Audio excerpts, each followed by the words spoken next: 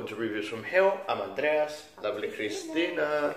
Okay, and today we're gonna do something that we have done before-ish, kind of something. We did do a previous video of like the best looking actors and actresses around, and today we're gonna do the coolest characters in series. The 10 best, coolest ones that just stood out from the rest, that, you know, even if you didn't like the series, that, you know, you just left, that character left a mark, a scar in your memory. Okay, so we've decided we're going to go for one on one. I'm going to say one, you're going to say one, and until we get to 10.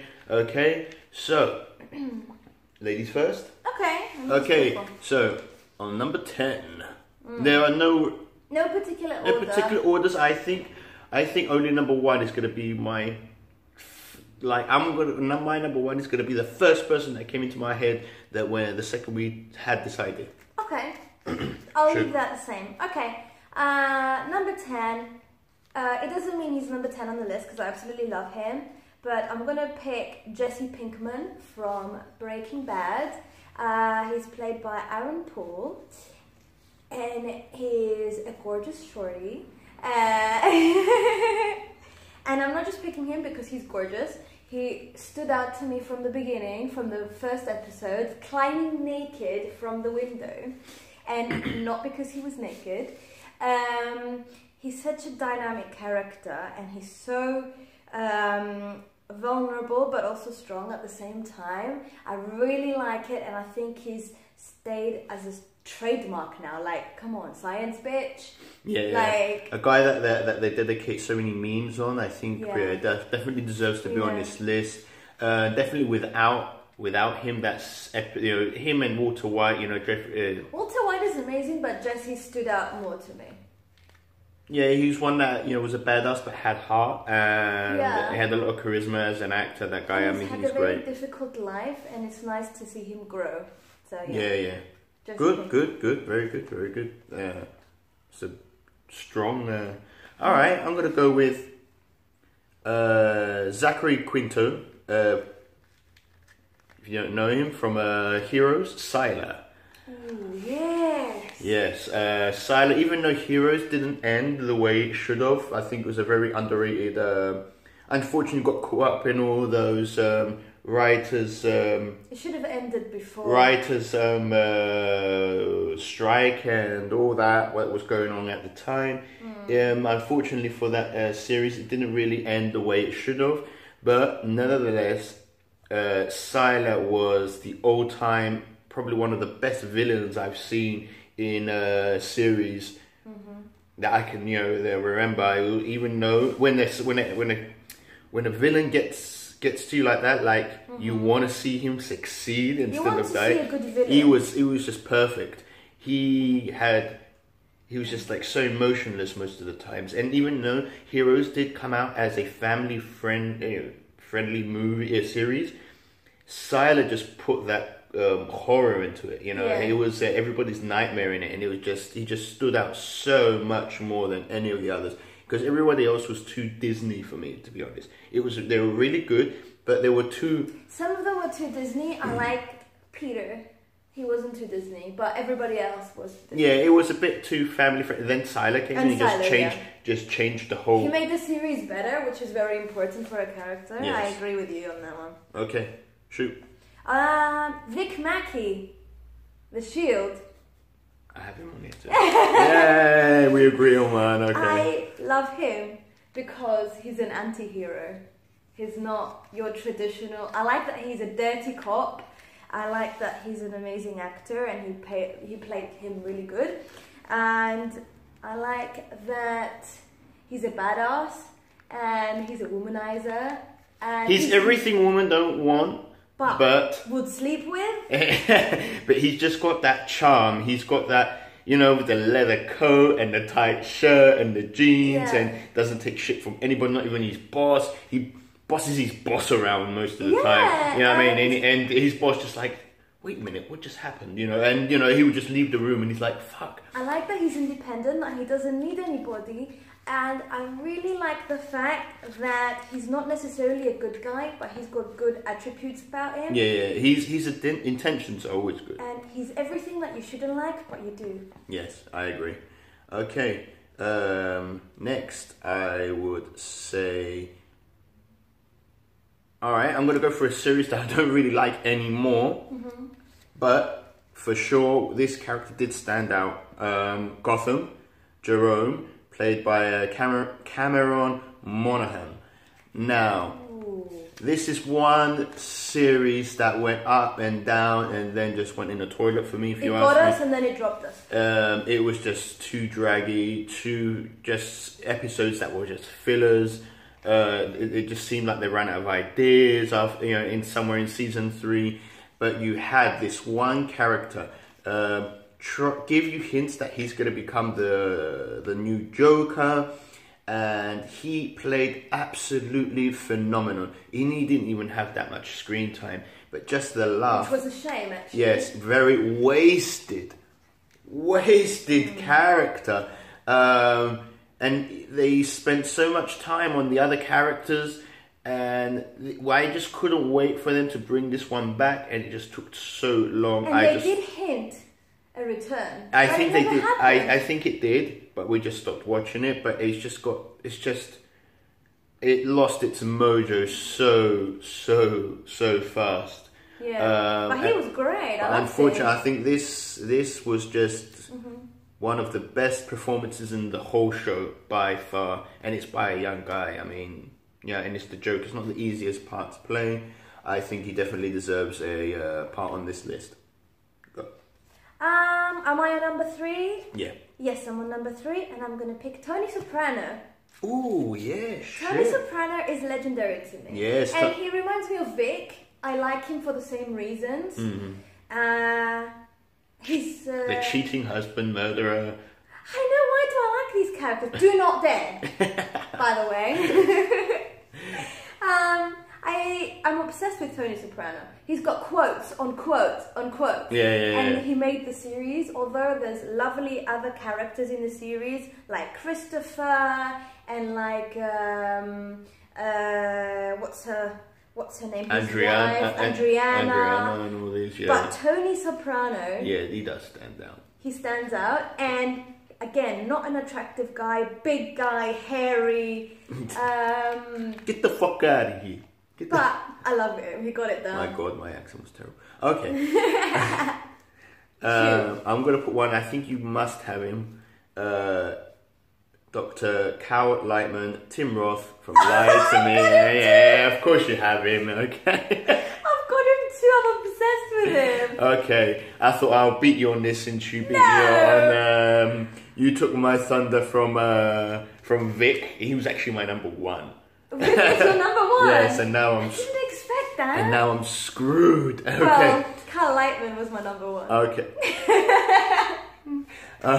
So we have Cal Lightman, Tim Roth, playing as... If you haven't seen Lie to Me, by the way, watch it. It's absolutely amazing. I think it's 2005, I think. It's ended now. It's 3 Yeah, it's 3. But it ended on a high, and that's what I love. It was really good. Tim Roth, probably one of his best performances. Oh, yeah. And can we just... Charming, smart. Sexy! Yeah. Sexy, but I'm sure that's not why you picked him. Yeah. Outwitted, nobody can say. He always had an answer for everything. The kind of characters that you like, you love, you just want to see more and more. Full of quotes. It was just Tim Roth for me at his best. Yeah, and he was a genius. Yes. And the stuff that was actually in the series actually. He showed you examples. Yeah. It was great. It was outspoken all the time. Yeah. Perfect. So he's on my list, so I'm just going to move on. Yes. I'm going to pick Daryl Dixon from Walking Dead by Norman Reedus because he's hot. And he's a badass. And he's dirty and witty and brave. And everything you want in a man that you have, apart from dirty, because That didn't come out. Okay, I didn't think about that too much. Daryl, yeah, he's definitely one that stands out because he's the dark horse. He's the good guy that's been in there from the nearly, I think, episode one. I think episode one they showed him, you know, and you thought he was going to be something else, but then his character grew so much. I do understand why he would be on this list, but then again, my next one is Negan. Now, I was thinking of putting Negan. It's Negan because it's the ultimate bastard. It's the guy that gave the biggest reactions of any Walking Dead fan, and he gave mixed reactions, which is great, actually. He's the guy that you don't want to die, but you know when he dies, it's gonna be an amazing scene. You just know that it's gonna be such a pinpointed scene in the whole 7, 8, I don't know how many seasons he's going to go for. And he's elevated. He's full of quotes. He's the only one that really got to Rick. I mean, the governor was bad and everything, but he was a baby compared to Negan. He didn't, you know, get under his skin like that. It made me cry multiple times. The governor was too vulnerable. He had other issues that, you know, that brought him down at the end. Negan is just like this untouchable villain. He's the villain of villains. Like with a big, huge army. He doesn't want to have a small town that everybody's nice and peaceful, and, you know, just as long as you don't hurt me, I won't hurt you. This guy wants half your shit. You know? He's gonna shut that shit down. I was this close to picking him, but I've picked Daryl because I've liked him for a longer time. Fair enough. Okay. Go on. I'm gonna go for somebody that's a new obsession of mine, and it's Abraham from The Strain, played by David Bradley, and he's the older guy. Ah. And you know him from Lord of the Rings. Sorry, not Lord of the Rings, Game of Thrones. He's there. Harry Potter as the janitor, and he's awesome in The Strain because, again, he's a badass. And he always tells me, oh, he's gonna die, and I'm like, no, because he's my favorite, and that's what inspired this. I think he's a badass. We haven't seen up to the last season yet, so. Yeah, we're only up to the beginning of season 2, so don't quote me on anything. But I absolutely love him. He makes the series. I was this close to picking F, who is the main character, but I have a softer spot for Abraham. Okay.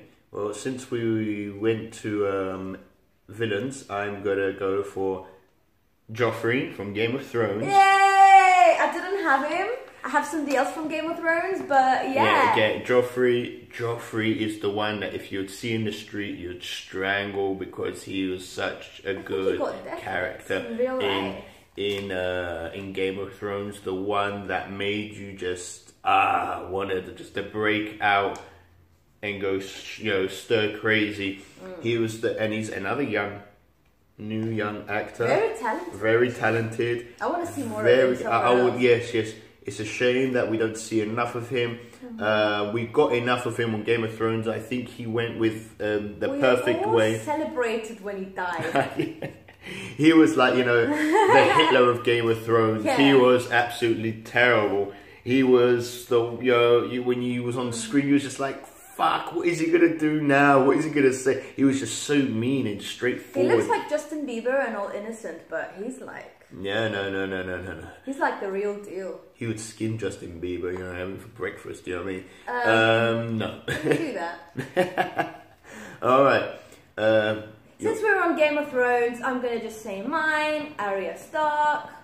She's my favourite. Maisie Williams, she stands out. Another young actor, up and coming. I want to see more. I'm glad that on our list there's lots of young people. Yeah. It gives me a hope for the future. Yeah. I like her that she starts off quite weak and she's training, but she went somewhere, she got blind, she got her sight back, she's going through all of this just to go back home. And I was this close to picking Jon Snow, but she won for me. No. Because I would have Joffrey picked annoys me sometimes. Yeah. He's a bit, and he's too predictable. Yeah. But Arya, she's unpredictable, and I like her, and I'm all for a badass independent woman. Okay, here's one that probably forgot that. Teabag, Prison Break. Yep, I knew you would go. I've got Prison Break on my list, but not Teabag. No. Teabag. Without Teabag, Prison Break Teabag. would have been boring after season 1. Teabag put the spiciness in in that series, isn't that right? And I know they remade it, and I know thank God at least he's in it. I don't know about the latest the latest one. I haven't started that yet, but we will expect a review. Yeah, we will. But Teabag for me is the best character in Prison Break by far. I know Michael and spoiler, I've picked Michael. Yeah, and his brother, what's his name? Lincoln. Lincoln for me, I don't know. He doesn't come close to Michael. Michael's smart and everything, and I like it. And they made him a really good character, and he plays really well. But Teabag is just the asshole that you love, right? I mean, he's everything that's wrong with the world. What does he remind you of? He's He's the pedophile. He's the rapist. He's the murderer. He's everything that's wrong with the world, but you love. He's sly and disgusting. Right? He's a liar. He's everything. He's slimy. He's disgusting. He's not even good looking or anything. No. But you love him nonetheless, and it wouldn't be the series it was today if it wasn't for him. Okay. Well, I picked Michael because he's a genius and he's clever, and Wentworth Miller played Michael Scofield very well. Yes. And he's made women around the world obsessed with him. And guys. And guys. And all power to him, all for him, Yeah. What an amazing, Michael Scofield with the tattoos, without the tattoos, with the bald head, with hair. I'll take it. I've never seen him with hair. I have. I can't remember seeing him with hair. Yeah, I have. Okay. Alright. Alright, we're going to go change the pace here.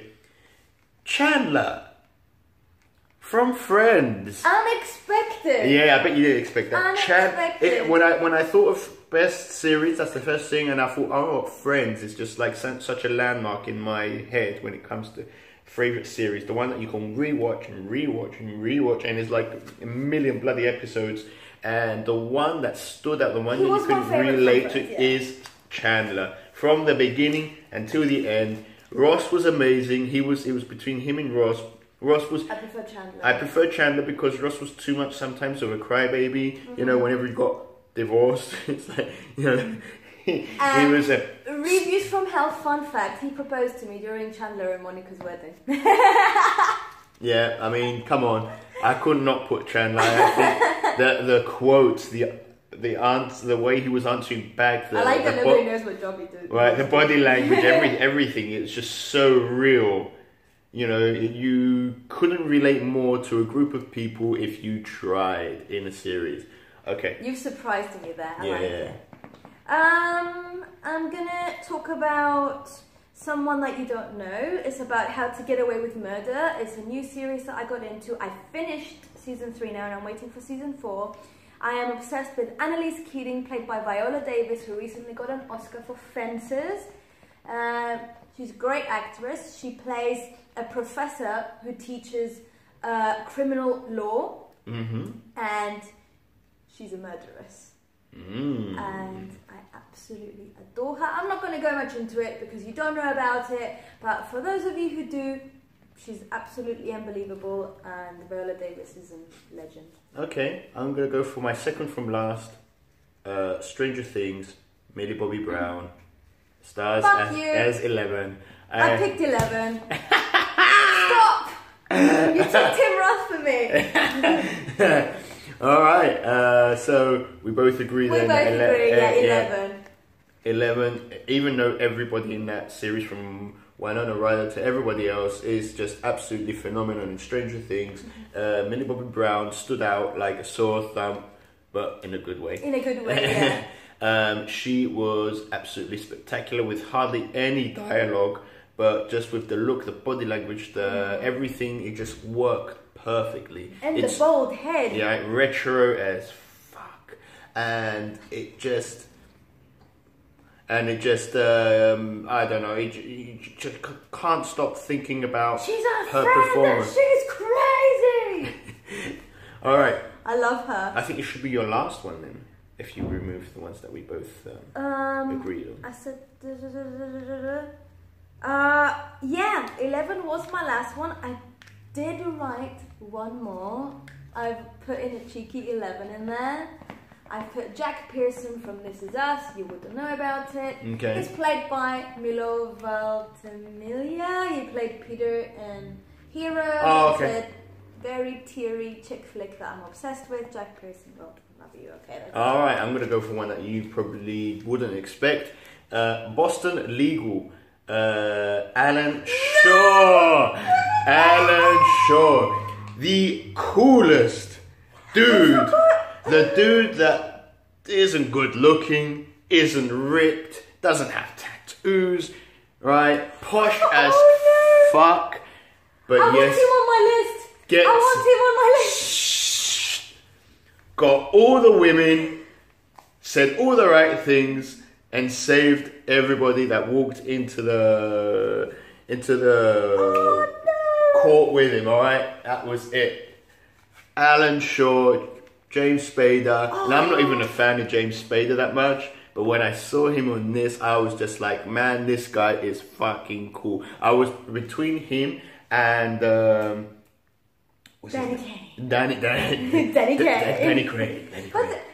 Crane. But they've worked so well together. They worked I love their bromance. Perfect duo, but it was just his wittiness. He's he's just so slick. He's just the guy with it. He's the man. Yeah, I mean, I'm low-key regretting not putting him on my list, but I wouldn't remove anybody else that I've got on my list. Fair but enough. I'm regretting not doing him. So I've got 12. I've got him too. All right, guys. So that was our countdown for the coolest characters on episodes. Any suggestions? Put them down. Yeah, don't forget to like, comment, and subscribe. And until next time, I'm Andreas. Christina. Bye. See ya.